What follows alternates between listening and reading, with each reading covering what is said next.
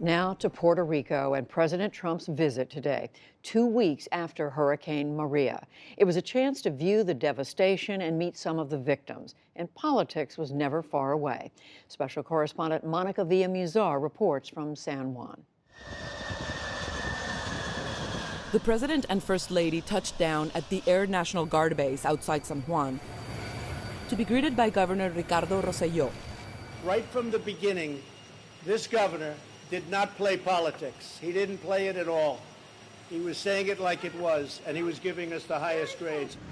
He also pointed to the island's relatively low official death count of 16 as of several days ago. If you look at a real catastrophe like Katrina, and you look at the tremendous hundreds and hundreds and hundreds of people that died, and you look at what happened here with really a storm that was just totally overpowering.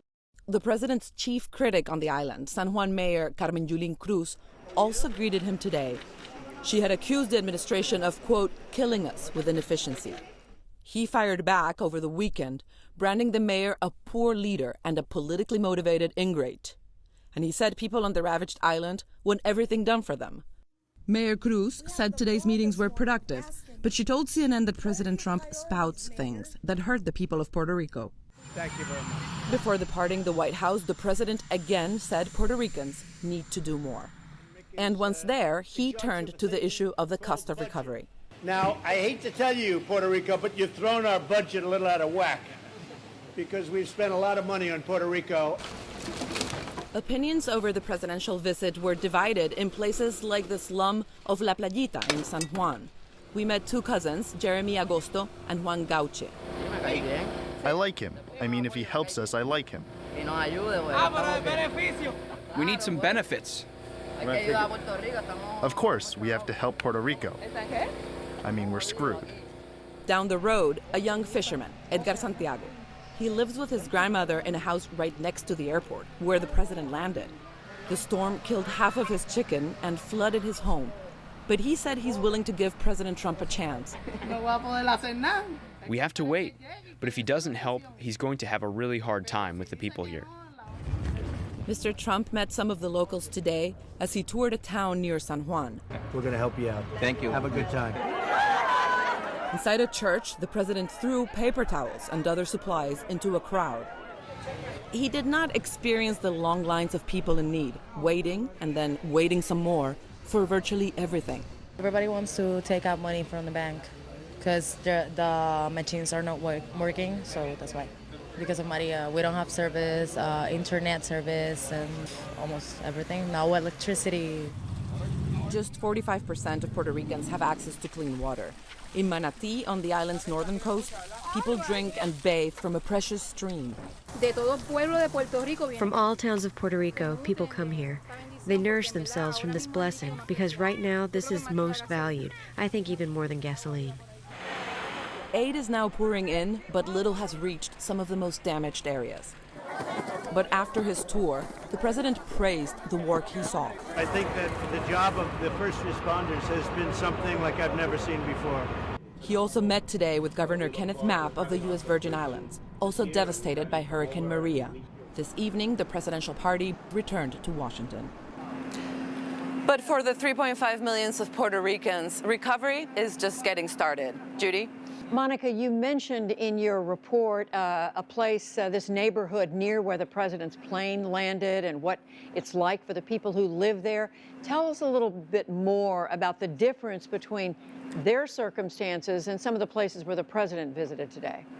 Absolutely. La Playita and Shanghai, Llorens, all these are neighborhoods that are in the capital, San Juan, which has received most of the aid, first responders, etc. And yet, Judy, up to yesterday, they hadn't received a single drop of aid. They had SOS signs on the highways. We saw them here when we landed. And this is 13 days after the storm, of course. We understand they got some food finally yesterday.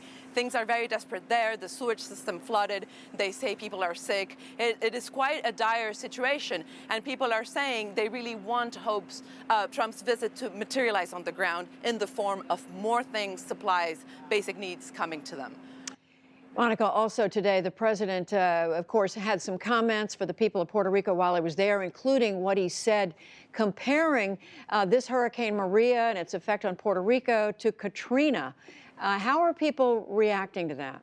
Well, that's a very good question. People are not happy at all. I mean, just to give our viewers some context, people here were already upset. Trump's image here wasn't great already because of the slow response, obviously, but also because of his tweets where he kept saying that Puerto Ricans were not doing enough to help themselves, when really on the ground, the community effort was huge. Now, when he said the Katrina comment, people here were telling us that's not fair. Of course, there hasn't been as much loss of life as Katrina saw, but for us, we lost everything. We lost our livelihoods. This is a tragedy, and it is devastating. They didn't really appreciate that, nor the fact that Trump said that the budget was already being stretched out because of aid to Puerto Rico. Everybody is really keeping close attention to the funding, how much money would be allocated, because it will have an impact right here on the street. Finally, quickly, how are people reacting to this sort of back and forth between President Trump and the mayor of San Juan? They've had a back and forth going. We know he saw her briefly today. He did, and everybody was anticipating, you know, if both of them were to meet, you know, what the reaction was going to be like. She's been quite vocal against him and his officials, saying they're out of touch with people in the island. And it's important to say that, of course, she's sort of serving her political platform, which is the platform that wants more sovereignty for Puerto Rico, and is voicing a generalized feeling here that Puerto Rico is a commonwealth that has been treated sort of a colony, not really a lot of people paying attention to the needs of people here, a huge disconnect between the mainland and what goes on in the island. But certainly people were hoping that, you know, she also, you know, tries to work with the administration and works to get as much aid as possible because they need it desperately on the ground. Monica Villamizar doing some great reporting for us on the ground in Puerto Rico. Thank you, Monica. Thank you, Judy.